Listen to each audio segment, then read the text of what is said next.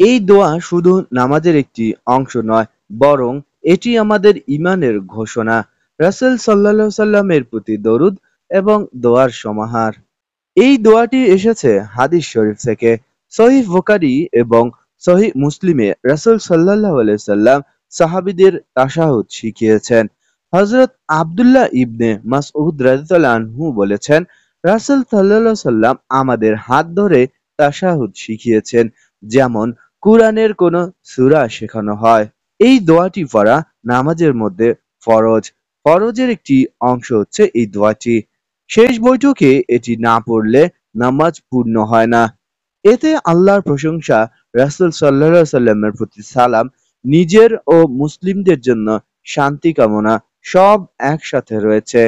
তাশাহুদ হলো ঈমানের নবায়ন।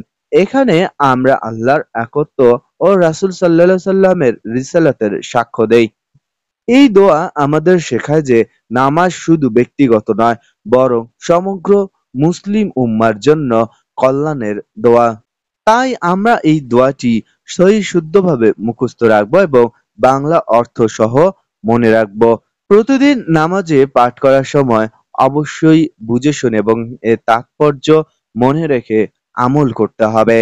দোয়াটি হলো আত্তাহিয়াতু লিল্লাহি ওয়াসসালাওয়াতু ওয়াত-তাইয়্যিবাতু আসসালামু আলাইকা আইয়ুহান নাবিয়্যু ওয়া রাহমাতুল্লাহি ওয়া বারাকাতুহু আসসালামু আলাইনা ওয়া আলা ইবাদিল্লাহিস সালিহিন আশহাদু আন লা ইলাহা ইল্লাল্লাহু ওয়া আশহাদু আন্না মুহাম্মাদান আবদুহু ওয়া রাসূলুহু।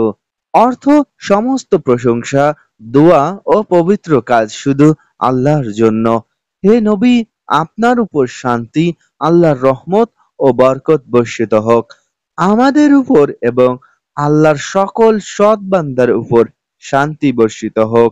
আমি সাক্ষ্য দিচ্ছি যে আল্লাহ ছাড়া আর কোনো উপাস্য নেই এবং আমি সাক্ষ্য দিচ্ছি যে মুহাম্মদ সাল্লাল্লাহু আলাইহি সাল্লাম আল্লাহ তাআলার বান্দা এবং রাসূল।